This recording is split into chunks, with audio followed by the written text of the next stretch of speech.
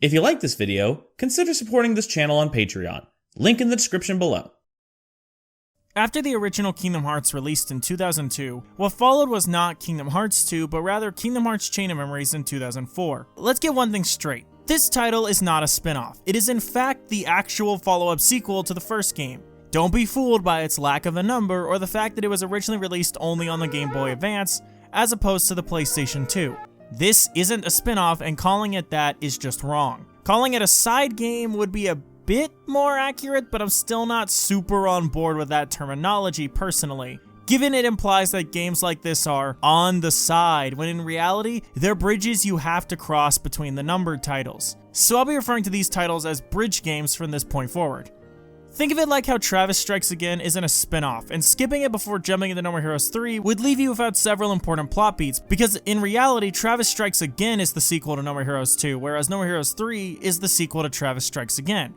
It's a bridge game, as in it's a direct sequel to a previous title that leads into another numbered entry in that series. The same can be said here with Chain of Memories, but to a lesser extent, because while Kingdom Hearts 2 will expect you to have at least some knowledge of Chain of Memories, especially since Chain introduces concepts such as the Organization 13, as well as many of its members like Marluxia, Vexen, Axel, Larxene, Lexaeus, and Zexion, also meaning it's technically the first game to include nobodies, but they aren't exactly referred to as such in this title. You can mostly get away with skipping Chain, but you'd still be missing a lot. As the series goes on, this luxury of getting away with skipping certain games will evaporate very quickly. Actually, Chain of Memories is the only instance where you could theoretically get away with it, so just don't skip games like a coward and you should be good. With all that introduction stuff out of the way, I'd like to get into the sequel to Kingdom Hearts.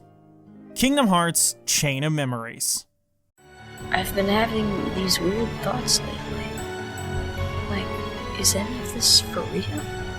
Or not? Giving up already? If there are any other worlds out there, why did we end up on this one? This world has been connected. Sora, don't ever change. Don't lose sight of it. Tied to the darkness. My friends are my power. Take care of her. Remember what you said before? I'm always with you too. I'll come back to you. I promise. I know you will.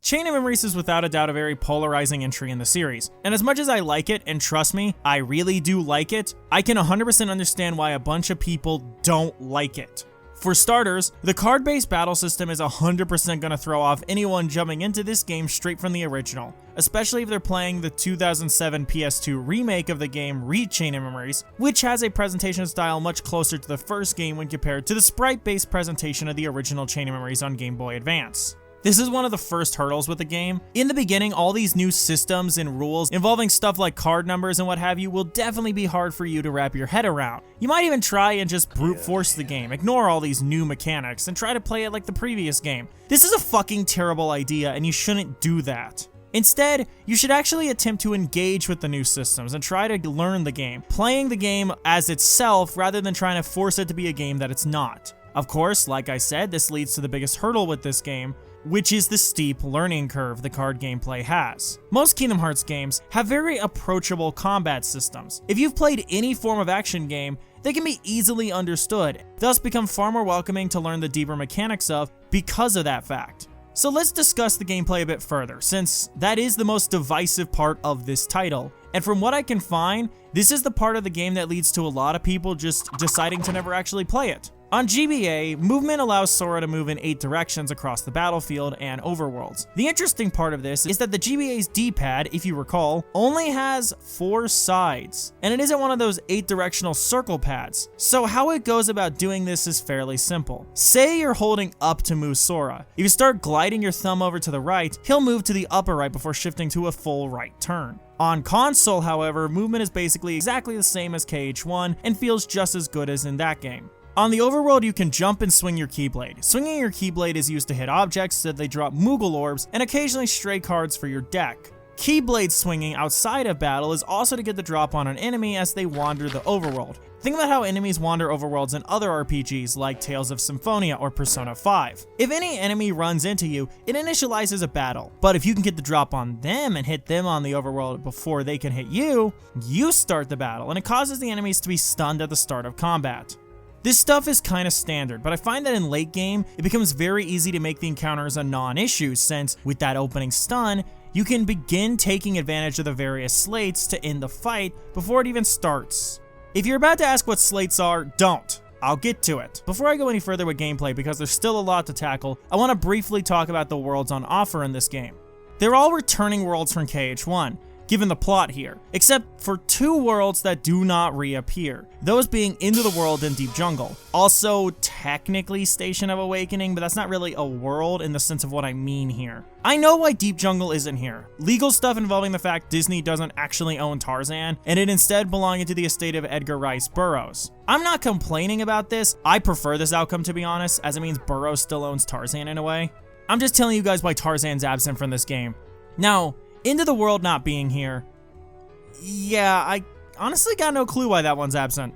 If I had to guess, it would probably be due to space on the GBA cartridge, and given that Castle Oblivion, the new world for this game, which technically you're always in, but I'll explain that later, acts as the final stage in this game. Into the World doesn't really have a place when you take that into account, which is fine. Not even entirely sure how they'd make a level in this game based off that world, given how it's originally designed. Fun fact. Early beta shots of Chain of Memories shows both the Station of Awakening and Deep Jungle, so it's clear some stuff was changed during development. Also, the Station of Awakening screenshot shows cutscenes being presented very differently, and Deep Jungle shows very different combat, which is intriguing. Also, this isn't Chain of Memories related, but I didn't include it in the KH1 video, so I'm putting it here. Sora's beta design apparently stayed around far longer than I originally thought during development, so much so that he actually got a model, and we got these screenshots, though I'm sure this was long after the chainsaw sword was dropped in favor of the much better Keyblade. Now that you know that, let's get back to Chain of Memories. The reason I wanted to bring up the worlds before I continue talking about gameplay was because that I feel like the way that worlds are presented in this game does factor into the gameplay, because the way worlds are presented in this game is very different from how they were done in the previous game, and very different from how they're done in every game after this one. Worlds are represented as cards. Between each world is a room in Castle Oblivion. Upon approaching the door, you'll be given a selection of world cards to go to, and upon choosing a card, you enter that world, progressing further and further up the castle with each world complete. Once in a world, you'll notice how it's split up into these square rooms, each room shuffling about a few things. This was more than likely originally done because of the GBA, but that's only an assumption on my part. An assumption I have with very good reason, but an assumption all the same. Each room of a world is blocked off by map cards, which are separate from combat cards. Map cards let you access different rooms in a given world, but each door blocking off the rooms have set card requirements. With map cards, they have different effects and colors even. Each map card changes what the room behind the door will be like. Red cards are enemy cards, which affect the enemies in a given room. Some cards can increase enemy amount, have them asleep on the map. There's even cards that affect the battles, like the roulette card that ends every battle with a bonus roulette, so it's not all enemy buffs and debuffs. I really like the roulette card, by the way. That's just me. Green cards are status cards. Those change things like making attack cards more effective in battle, makes striking first do more damage, makes friend cards guarantee to appear, etc, etc, etc. Blue cards are bounty cards, which are focused on rewards. There are more than a few of these that make treasure rooms, some treasure rooms that have no enemies and some that do, as well as cards here that make save rooms and Moogle rooms. Moogle rooms allow you to spend Moogle points, something I mentioned in passing earlier, that allow you to buy card stuff from these Moogles. There's also the purple Joker card, which is a skeleton key basically, as it lets you bypass any door lock requirement except for key cards. Now when I say key cards, I don't mean like the kind found in something like Doom 2016 or Metal Gear Solid. Key cards are these gold cards that are necessary for certain doors. Each world has 3 mandatory keycard doors that progress the plot. Those are the key of beginnings, of guidance, and to truth, which, in that order, unlock those certain doors scattered across the worlds. Both the beginnings and guidance keys unfold story, while truth leads to the boss fight of that world. The extra 4th key card is the key of rewards, which is used to unlock the bonus room of a given world.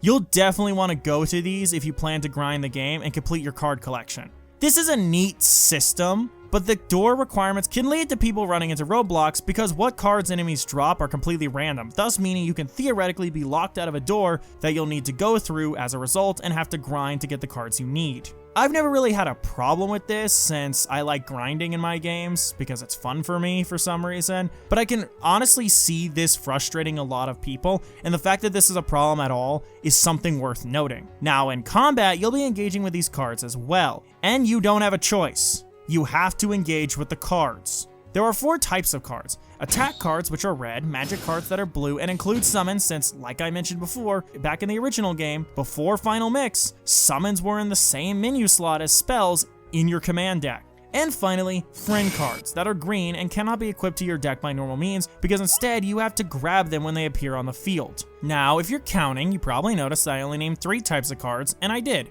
See, here's the thing, there's a 4th kind of card, and those are enemy cards. Enemy cards are a separate row of cards in battle that you can switch to. Activating them gives different status effects. Some are pretty minor, like the white mushroom card, which restored some HP every time you use a friend card. But then there are also ones with massive effects, like the downright broken Genie Jafar card. Genie Jafar can't have a single good boss fight across this entire series, but fuck, at least you get this card from him, which is OP as fuck, as it stops enemies from breaking attack cards that you use. To explain why that's OP, I should probably start explaining the number system. Each card has a number between 0 and 9. Cards of a higher number break cards of a smaller number. You can also stack up to 3 cards, which that stack, adding up all 3 of those numbers into a combined sum total. You need to keep track of numbers since, if you're not careful, enemies can break the cards you use with one of their cards, which stops whatever that card was going to do. 0 cards are special, as they're both the strongest and weakest cards in the game. They will always break enemy cards, no matter what, as they are deemed as greater than all the other numbers when initially drawn. But once in play, they will become the weakest and can be easily broken by any card given that these are 0 cards after all, and thus the lowest number possible by just not being really a number. Because of this, you never want to use 0 cards in slates or stacks as they don't actually add to the sum total number of those stacks. This helps with balancing the 0 cards, I feel. They're an easy break, but they're easy to break as well. And since they don't help slates in terms of numbers, you can't just fill your whole deck with 0 cards. If you aren't keeping track of the numbers of cards, you aren't playing Chain of Memories in a way that won't get you absolutely fucking bodied. Another factor of the cards are card points. Each card has a cost and you can't exceed your allotted card point amount. You can increase your card points when you level up, alongside learning new slates and increasing your HP. And it basically limits how many cards you can put in your deck, so you can't just use all your cards. You got to actually think about the composition of your deck and what you need for a given scenario. I like this idea quite a bit. It's very different mechanically from what came before and what would come after, but I assume the idea for this system originally came from this game's origin as a GBA title, and that hardware's limitations leading to them creating these systems. I guess now would be a good time to properly explain slates. Slates are a duelist's best friend and are utilized by both Sora and Riku as well as almost every single boss in the game. They are used by stacking cards together into those chains of cards I mentioned earlier. Some slates are only 2 cards, while others require all 3 slots of a chain to be filled, and when the right cards are put together, you can utilize a special move. There are multiple types of slates, like how there are multiple types of combat cards covering the same fields as those. We've got attack slates, magic slates, summon slates, and friend slates. Some slates are fairly simple, like Sliding Dash, which just requires 3 attack cards of the same type, like 3 Kingdom Key cards for example, while other slates are just downright OP masterclasses in busting this game's ass. Like Lethal Frame, which takes advantage of Stops the World powers, and if properly utilized can allow you to just utterly embarrass enemies by constantly freezing them with this move, beating them up a bunch with it, and then using this slate again before they can fully recover, like you're fighting Spark Mandrill and using the shotgun ice you got from Chill Penguin in Mega Man X. In Reverse Rebirth, which is the Riku side of this title, which, by the way, is the first time in the series that my favorite character, Riku, would be playable. He has mostly the same mechanics as Sora with a few differences. For starters, you don't get to build your decks here like you do in the Sora side of the game, and are instead given with preset decks for each world you visit. Reverse Rebirth is more focused on the previously mentioned mechanic of breaking enemy cards, as doing so fills up the darkness gauge, or the D gauge. Dark points replace card points for Riku, by the way, and then in the GBA game you can start leveling up DP from the start, whereas in Rechain you can't start leveling it up until you actually unlock Dark mode in the story. Upon activating Dark Mode, Riku becomes British to gain his Dark Riku fit from the third act of the first game. In this form, Riku's movement speed is increased, as is his damage output, but he can now also use slates, which he can't do in his regular form, which I imagine is done for balancing reasons. If you get your ass kicked too much or you have your cards broken too many times while in this form, Riku will be final Getsuga out of it, and revert back to his standard I dress like a human Kingdom Key look. Another thing about Riku's gameplay is he doesn't have any reload times like Sora does. I neglected to mention that earlier, but when Sora runs out of cards in battle, you have to reload your deck, and this takes a bit of time to charge. But Riku's decks reload instantly, which makes up for the fact that he has a predetermined deck, unlike the best Smash character that is his best friend, who lets you make your own deck. The final thing I want to mention about Riku's gameplay is dueling. When in a duel, you are tasked with breaking your enemy's cards in quick succession, making sure not to take too long, or else you'll miss your chance. If you succeed, you get to do a finisher that does quite a bit of damage. Out of the two sides, in terms of gameplay, I can't really say one is better than the other. I think the deck building mechanic of Sora's story is fun and allows for you, the player, to build up your own deck to combat whatever comes next. You have to put time and thought into how you want to structure your deck due to all the factors that come into play. Meanwhile, all of Riku's decks are pre-built, which does take the deck building away, but it leads to a more challenging and balanced game. With Sora's side, once you understand the card game and its systems, you can very easily break the game to your will and become unstoppable, which turns the game into one of the easiest in the series. Meanwhile, with Riku, you don't have that ability, and thus cheesing the game is harder to do. At least, this should be the case, but you can 100% still cheese the game with Riku's side, as Dark Mode slates are just as exploitable as Sora's slates. Since the gameplay of Riku's side is based in breaking enemy cards to fill up your D gauge and activate Dark Mode, it's not like you won't be in Dark Mode for most, if not all, the fights. And the dueling mechanic from earlier is cool in theory, but suffers from a major flaw. You aren't really punished if you throw the wrong card at the enemy's card during the duel. What simply happens is your card, if at a lower number, will bounce off, and that's it. So you can actually just spam cards at the enemy until you win, which is way faster than actively going through your deck and finding your higher value cards like the game wants you to do. One could argue that if you just spam cards, you'd have to reload your deck once you finish the duel, but is that really a form of punishment when you're Riku? You know, the character who can reload his deck instantly. This feels like a punishment that's designed with the idea that you would have to charge your reloads just like Sora. This is my biggest issue with Chain of Memories, which is how flawed the gameplay is. I love the idea of an action RPG card game hybrid like this, but when you put it in practice in this game, it's a system with a lot of issues that needed a bit of ironing out and more polishing. But with all that said, now you all might have a better idea of what I meant when I said that Chain of Memories has a steep learning curve. Your opening hours playing the game will undoubtedly be frustrating for you, especially if you jump from KH1 straight to Rechain, specifically as Rechain looks a lot like the first game presentation-wise, like I mentioned earlier, so it can easily trick someone's brain into trying to play the game like the first game, which is a mistake. Like the original Devil May Cry, you can manage the first few rooms not really engaging with the game proper, but once you get met with the game's first boss, gloves come off and the game won't let you get any further unless you're actually playing the game like itself, and not like the game that came before. But unlike the first Devil May Cry, learning a Chain of Memories mechanics leads to you finding holes in the system that allow you to turn the game from confusing and frustrating to a cakewalk with very few exceptions. My favorite boss in this entire game is the final boss against Marluxia at the end of Sora's side, as cheesing him isn't as easy as almost everyone else, and him having moves that can completely disarm you of cards keeps you on your toes and valuing every card that you have. I honestly wish more bosses in the game were like him. Now I keep talking about Chain and Rechain, and there are quite a few differences between the two, like how certain attacks and summons are more broken in one version as opposed to the other.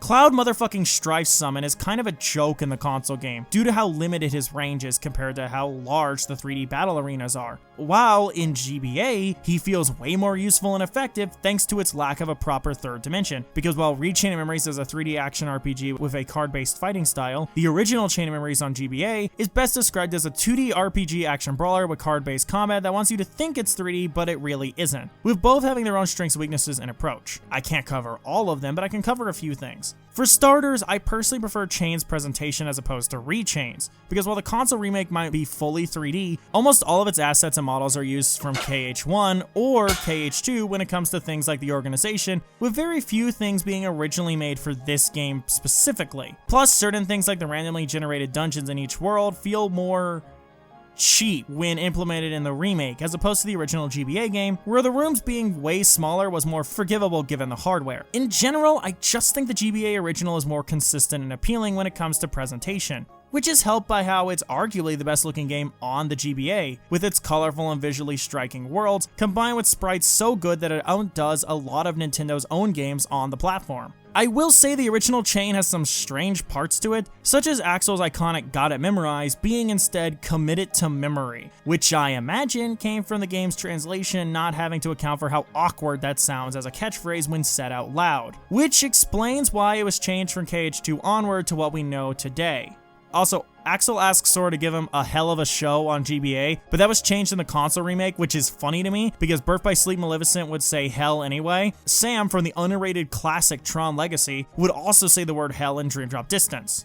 By the way, voice acting in Rechain is fine, but I don't think it's quite as good as it is in most of the other games. All the actors are still here for the most part. Sora's still Whalley, though he sounds quite a bit different. The reason is simple though. Kingdom Hearts 2 came out worldwide in 2006, though its Japanese release was in December of 2005, and Rechain wouldn't release until 2007 in Japan and 2008 in the US, which is what's relevant here for why Haley Joel Osment sounds so different. Haley Joel Osment sounds different here because the actor is older, and thus he can't sound like how he did when he was a child.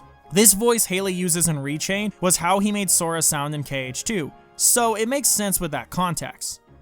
Other voice actors that returned from KH1 include David Gallagher as Riku, as well as everyone returning from KH2 to reprise their roles for the console remake, like Quentin Flynn of Sir Henry Motherfucker fame as Axel, or Keith Ferguson of Blue from Foster's Home fame as Marluxia. But then there are characters who appeared in KH2 who have different voices in Rechain, like Naminé, who's voiced by Megan Jet Martin here, and Megan would continue to voice the character going forward, but in KH2 she was instead played by Brittany Snow. I find Megan voicing Naminé really funny only because she was also Jessica in the 2015 game Until Dawn, which also featured Hayden Panettiere as a character named Samantha, and Hayden was Kairi in the original Kingdom Hearts, as well as Kingdom Hearts 2 and Birth by Sleep. But in Rechain, Kairi is actually played by Alison Stoner, who currently plays Kairi as recently as games like Melody and Memory and Kingdom Hearts 3, which is also funny because Alison Stoner is also Xion in everything except Dream Drop Distance, because in that game, Xion is instead played by Hayden, which I've always thought was funny because... Oh, sorry, I got a little carried away there and got swept off into a tangent. I get like that sometimes. Let's get back on track. My original point when talking about the voice acting was that I wanted to bring up why everyone sounds so off this time around. It's because Rechain is dubbed, unlike other games in the series where instead facial animations and cutscenes are reanimated to adjust for different words that are spoken. But Rechain is simply dubbing over the original Japanese game, and much like anime dubbing, it comes with its own issues. See, the thing about dubbing is that you have to make sure the English script and translation not only works with lip sync, but also still conveys the same basic idea as whatever the original sentence was in the original language, in this case Japanese. This is why there are several instances in Rechain where character lips don't quite match their words, or they'll pause at really awkward times before speaking back up. I imagine Rechain was a lower budget game when compared to most other games in the series, and again, it's not like the acting is terrible here, but it's not as good as I've come to expect from the series, and I felt it was worth mentioning here while I was talking about the presentation. The GBA original, by the way, had minor voice acting, almost all of which seems to be reused battle grunts from KH1, at least when it comes to characters like Sora and Riku. The organization members, like Marluxia and Larksheen, have new voice lines, but they're seemingly all just Square Enix employees recording a handful of battle lines. Hell, Marluxia's voice in Chain, Tetsuya Kondo, also gives Lexaeus and Vexen their lines as well. Looking up his credits, seems Kondo is mostly an animation supervisor for the various Kingdom Hearts games, as well as other Square titles like Parasite Eve and Crisis Core. But his most important credit at Square, to me, is that apparently he was the director of The World Ends of You, which is really cool. I love that game, and consider it the best game on the Nintendo DS. But that's a video for a different day. The funniest thing about the GBA version's presentation is the fact it does have FMVs at the beginning and the end of the game. Unfortunately, they're pretty compressed, but they look fine on a proper GBA, though they don't look the best when blown up on a TV for obvious reasons. That said, the FMVs in this game look a lot better than anything on Game Boy Advance videos, so gotta give them credit for that one. The ending FMV has subtitles for dialogue, but no voice acting, so all the VA work in the original GBA title comes solely from battle sound bites. The final aspect of presentation I need to discuss is the music, which is good as always since it's composed once again by Yoko Shimomura, and she will never ever make a bad soundtrack. Her compositions are always based and epic, as I discussed in the KH1 video. Of course, the point of conversation this time around is the fact that Chain of Memories takes these compositions and puts them on a GBA sound font, and I, for one, find Chain's OST endearing and charming as I have a fascination with hearing songs in different sound fonts, which is why I'm subscribed to channels like Neo Midgar who cover video game tracks in different sound fonts.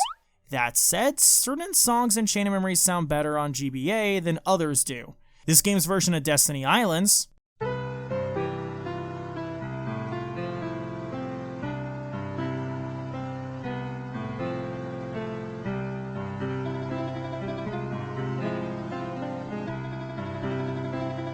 sounds pretty good, and honestly, I like listening to it, even in this form, although I think Rechain's variant of this version of the song sounds better.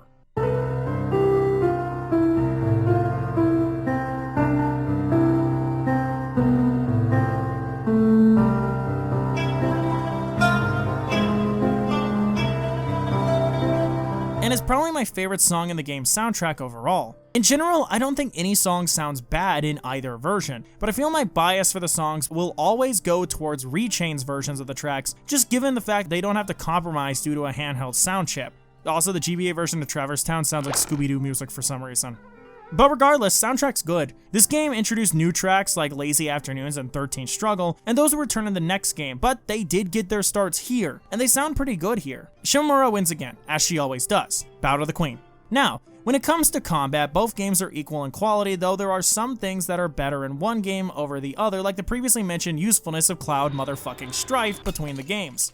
But then there's stuff like how certain bosses like Captain Hook or the Living Cage are way more annoying in the GBA original than the console remake, given there's less space to move around in. Especially Living Cage, given the platforms you need to stand on are so much smaller on GBA, which makes fighting it and avoiding the stomach acid such a fucking pain. And Captain Hook in the remake is so funny, because you can kind of just body him without even trying. The point I'm getting at is, you can't go wrong with either game named Chain of Memories, but it'll mostly come down to what you go for. Most of you watching are better off just playing Rechain, as it's the version most of you would have the ability to play. Not only do you have its release on the PS2, one of the most successful consoles in gaming history that I'm sure most of you have owned or own currently, but you also have its featuring on the HD 1.5 Remix collection, alongside the first game and a serviceable, if flawed, movie based on the DS game 358 Over 2 Days on PS3, as well as 1.5's combination collection with 2.5, found on multiple consoles like the PS4, Xbox One, and PC. There's also the cloud ports on the Nintendo Switch, but if you've watched Mistress's Guardians of the Galaxy video, you know how she feels about cloud gaming, and I'll let you all know that I feel the exact same way about it as she does. There are too many variables that just come in and make cloud gaming the worst possible way to play any game, especially action-focused titles like Kingdom Hearts that require you to have good reaction times and be able to react quickly. So it's best just to pretend like the cloud versions on Switch don't even exist. With all of this said, you are probably curious about this game's story, and let me tell you, I'm in a strange place when it comes to Chain of Memories' story, at least when it comes to my opinion on it. Let's start with the Disney worlds, given they'll take me the least amount of time to discuss. If you watch my KH1 video, you'll remember how much I complimented that game for utilizing the Disney worlds to not only push Sora's character growth, but also work in tandem with the main story, making the crossover element of the game feel like it had a purpose. In general, I firmly believe Kingdom Hearts as a series is usually very good about using its crossover elements in the story without taking the focus away from the characters and story of its main element. Occasionally I see some rando online or even here on YouTube say something stupid about how the series is shallow or some crap like that. And why saying someone's objectively wrong about a video game opinion is childish and dumb, usually, the idea that KH as a whole is shallow is something that I firmly disagree with and would just say is flat out wrong. I could go on and on about how I feel people often misunderstand Kingdom Hearts as a whole, and how they undermine everything that it's doing, or they brush off the story as dumb or shallow, which I feel leads to a lot of them missing a lot of what's actually there. Because I believe there is a lot here in terms of characters, their flaws, their motivations, as well as the general story, lore, and themes. There is a lot to Kingdom Hearts because it is a deep series, and to act like it isn't, to me, would be actively ignoring what the games present you. But I know no matter how many times I get up on my soapbox and say this, no matter what I say or how much I say it, I just cannot convince everyone. I cannot convince everyone to see what I see, and I've got to just learn to live with that fact.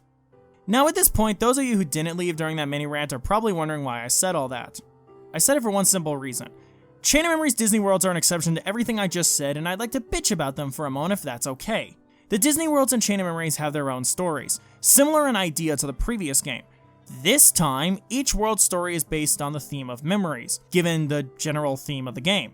The problem comes with the fact that Disney Worlds here feel only loosely connected to the main story at hand.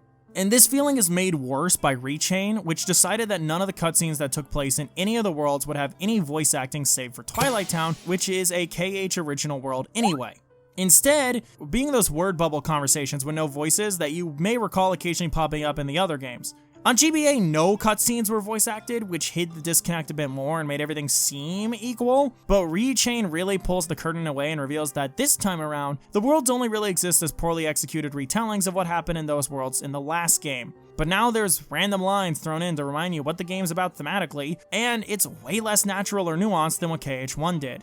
And it's not like you couldn't have done something interesting with the Disney worlds. Honestly, the game gives you the perfect excuse to do something interesting since the whole conflict revolves around Naminé fucking with Sora's memories by erasing and replacing them with new ones that fit her new narrative. So it does feel like a missed opportunity not to utilize that part of the plot to change up what happened in these worlds, and maybe make the Disney worlds feel less like filler in this game. I'm also pretty sure I'm not the first person to come up with that idea, since it's a fairly easy idea to come up with, given the story literally hands it to you on a silver platter. There's a reason why, when discussing what I love about Chain of Memories' story, it's all based in stuff from the main story, and none of it seems to tie back to the other worlds this time around, unlike KH1, where worlds like Deep Jungle and Agrabah had stories that added to the ongoing narrative in natural ways, and progressed characters like Sora and Riku, while also doing those individual worlds justice in their own right. I wish Chain of Memories worlds were anywhere near as engaging or as involved as the other games in the series, especially when it's coming right off the heels of the first game that utilize these worlds much better. I firmly believe a crossover of any kind should make proper use of whatever IPs are involved and do more than just have the things you know show up and come together. Mistress is gonna bitch at me later for stealing this from her, but I have to use this. Scooby Natural, which is an episode of the CW drama Supernatural, sees main characters Sam and Dean pulled into the classic episode of Scooby-Doo Where Are You? This is an example of a good crossover in my opinion, as it doesn't just use Scooby as a thing to point at and go, hey guys, look, thing you know, but instead shows us an interesting episode premise, and that leads into Sam and Dean trying to do their usual business, while also trying to keep the world order of Scooby-Doo's universe in check, helped out by Dean's fanboyism keeping things in check. They even give Dean a logical reason for caring so much, as he connects the Scooby Gang with familiarity, as him and his brother traveled a lot with their father, and it was one of the few consistencies in his life. The crossover helps the narrative, and it does more than just be there. Meanwhile, something like the movie Scoob is not a good crossover, as it's more obsessed with starting a cinematic universe and less with actually telling an interesting story on its own, and thus commits to nothing. It seems embarrassed to be a Scooby movie and tries to distract you from that by shoving Hanna-Barbera properties in your face so that you know that they exist. In the case of Scoob, the crossover element adds nothing of value to the final product. It seems to actively harm the story it was trying to tell. I know Scooby-Doo is a thing Mistress does, and it's not really my thing, but she was bitching about this for like 5 hours the other night, so it's on my mind right now. Now, Kingdom Hearts is a series that overall does this exceptionally well, and it's what I consider the gold standard for a crossover, as it stands on its own as a product with the KH original stuff being its strongest aspect, while also allowing the other Disney stuff and the Final Fantasy stuff to exist alongside it, in what usually feels natural and unintrusive, even if not everything across the whole series hits the mark, such as with Chain of Memories' use of the Disney worlds. Non-KH Disney characters like Donald, Goofy, and Mickey are still good in Chain of Memories though, but they're usually consistently good across the series, no matter the game, even if I want to dropkick Michael some days, especially when we get to the later games like Fragmentary Passage, but let's not get on another tangent so quickly after the last one. How about that main story I mentioned earlier? How good is that in Chain of Memories? I'd say overall, it's pretty good. The game picks up right after Kingdom Hearts 1, and it follows Sora, Donald, and Goofy as they're led to a mysterious castle whose architecture has me asking some questions. Once inside, they're thrust into a story where they are forced to go through illusions within the castle of Sora's memories, all the while the organization forces new character Naminé to use her memory-based powers to erase and alter the memories of Sora, which slowly leads to him becoming obsessed with this new girl, and it brings out sides of Sora we didn't really get to see in that first game. I loved seeing Sora get progressively more frustrated and angry as this story goes on, and his mind becomes progressively more and more fucked with. The game is willing to show us less pleasant sides of our main character. It never disrespects him though. I feel like these outbursts and moments of anger are reasonable and completely in character for him to have. Reminder, he's still a 14-year-old boy, and I can imagine this being very frustrating for him. You know, it's stuff like this that I'm talking about when I say that Sora isn't a one-note character, then there's way more to him than what a lot of his detractors will say about him. But I'll try to avoid getting on my soapbox again. Just saying, there's a reason I love him so much.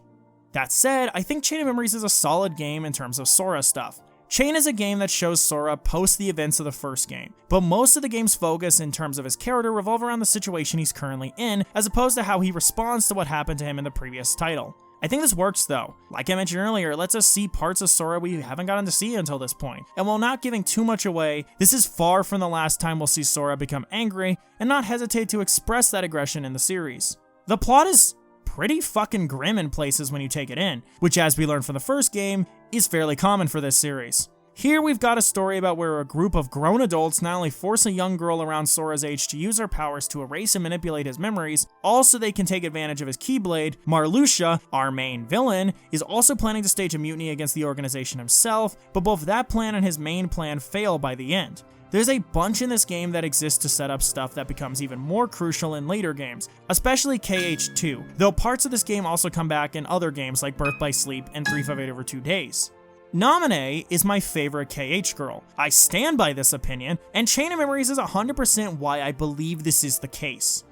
Naminé is the nobody of Kairi. She is a girl who's forced by Marluxia and company to use her powers to rewrite and erase Sora's memories, as I previously stated. The reason Naminé can rewrite Sora's memories, as well as the memories of those connected to him, is because she isn't a regular nobody, being formed from Kairi's heart, but Sora's body and soul when Sora committed Persona 3 Fest to free Kairi's heart back in KH1, at the cost of becoming a Heartless. If you know your KH, you'd also know that this was the moment in Sora's life that created Roxas as well, but let's not get ahead of ourselves. At first, she's doing what the organizations say because they hold a metaphorical gun to her head, threatening her with complete isolation inside Castle Oblivion if she doesn't do their bidding. But as the story goes forward, Naminé becomes conflicted as the plot goes on, as while she likes that someone finally cares about her, she knows it isn't real and that in the end, despite it being what she wants, she decides to help Sora regain his memories at the cost of him forgetting all about her, including meeting her. I like this because it reflects Sora's sacrifice in KH1.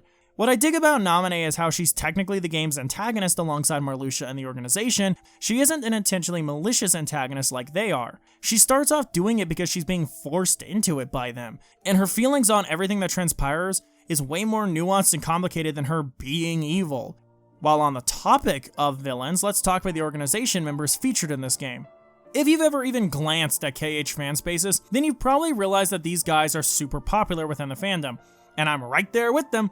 I'm a sucker for groups of eccentric assholes that act as opposition to our heroes, like the Espada from Bleach or the assassins in No More Heroes. A group of various antagonists, all with different designs, personalities, beliefs, and abilities that our protagonist fights one by one until they're all eventually wiped out. I'm a big fan of this kind of trope, and I think the Organization 13 have got to be my favorite example of this trope, period. I blame my love for battle manga for why I'm such a big fan of the whole archetype of this particular type of villain group.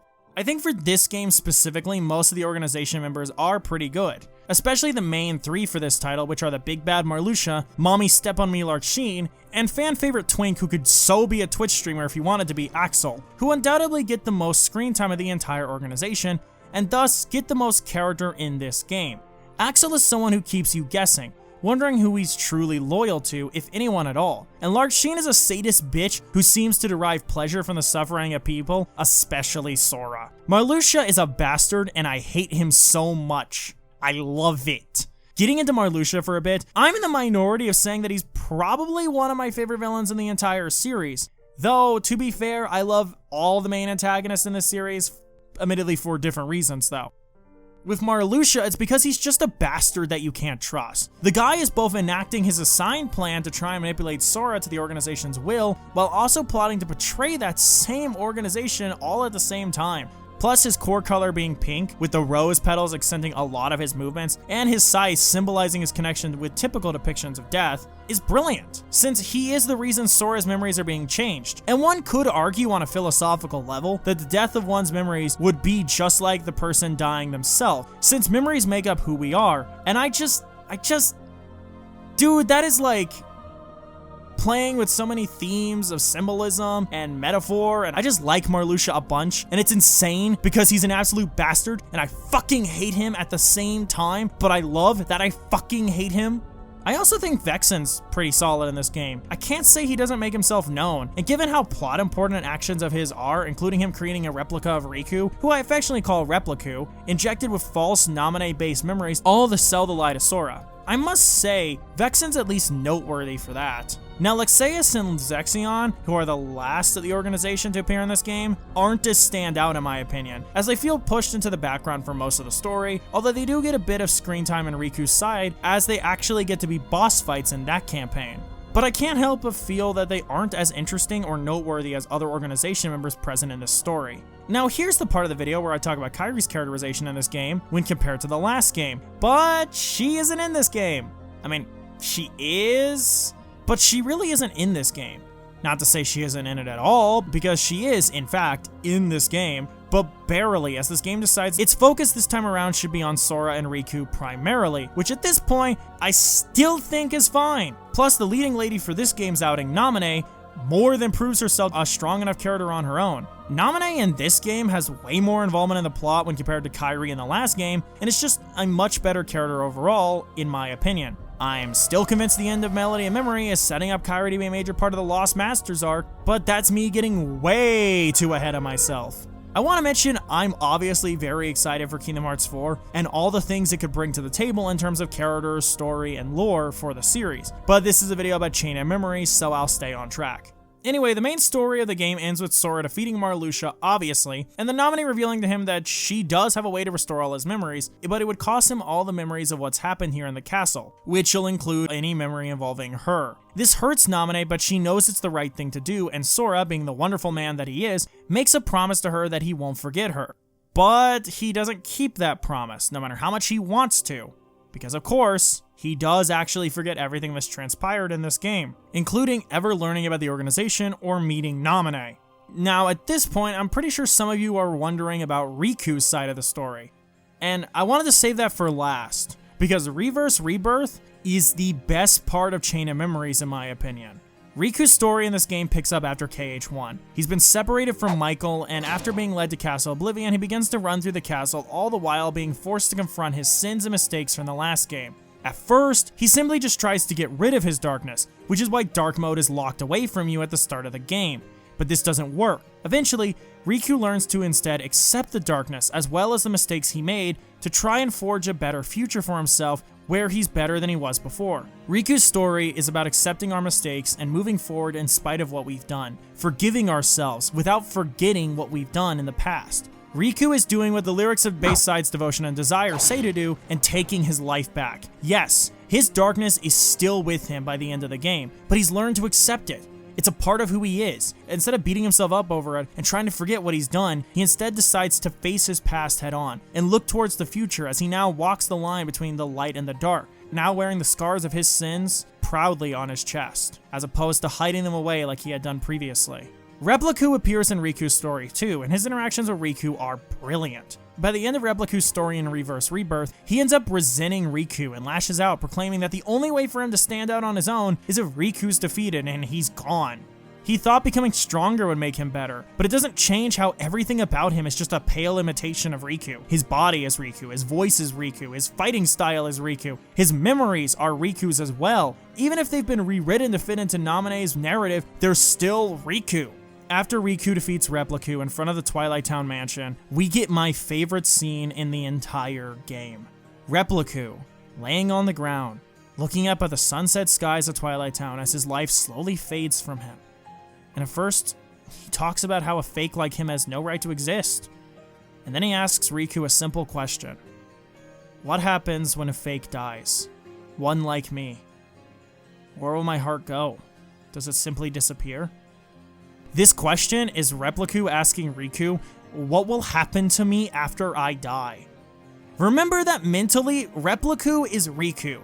This is a 15-year-old boy asking himself what happens after he dies, as he's dying. And Riku's answer speaks volumes to me. It'll go somewhere. maybe to the same place as mine. Riku doesn't know. He doesn't fucking know, and this is probably the first time he's ever truly thought about a question like that. Like, in the first game, Riku was asking all these big existential questions, but I don't think he ever thought about his own death. So in Replicu's final dying moments, Riku simply says to him that he's sure his heart will go somewhere.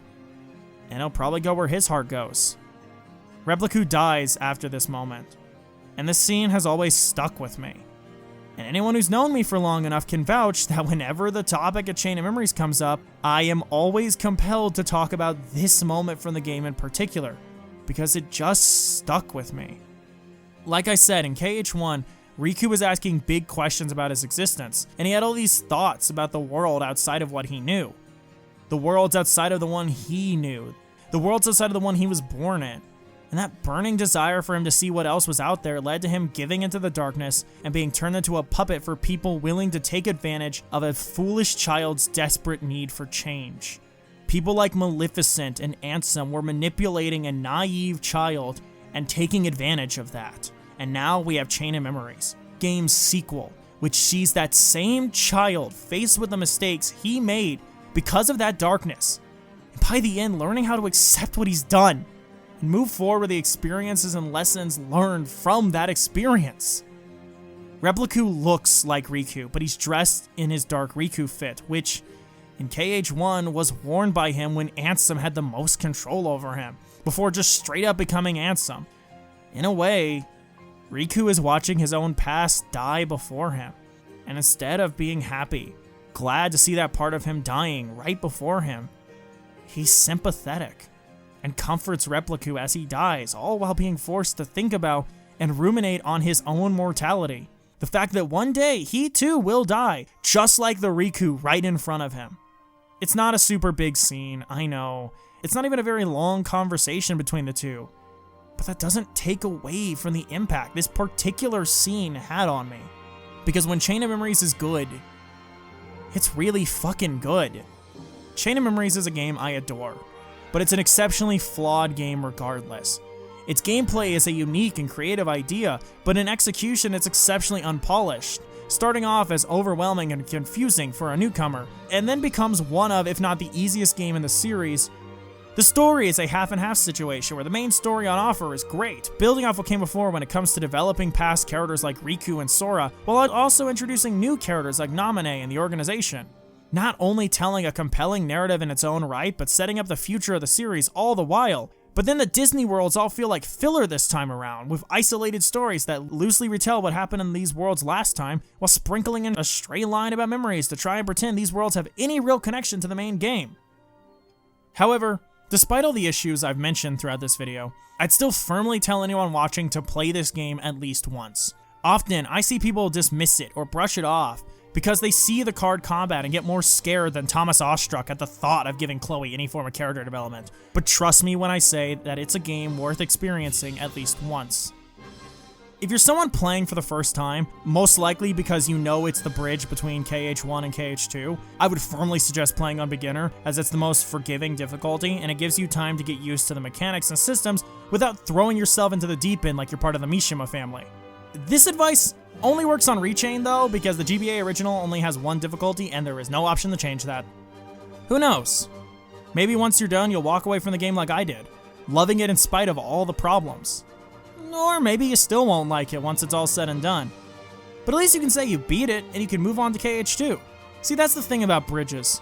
Sometimes the walk across them can seem daunting or unpleasant, but you might just enjoy the stroll and look back on it fondly once you reach the other side, even if it wasn't all good the whole way through. Until next time.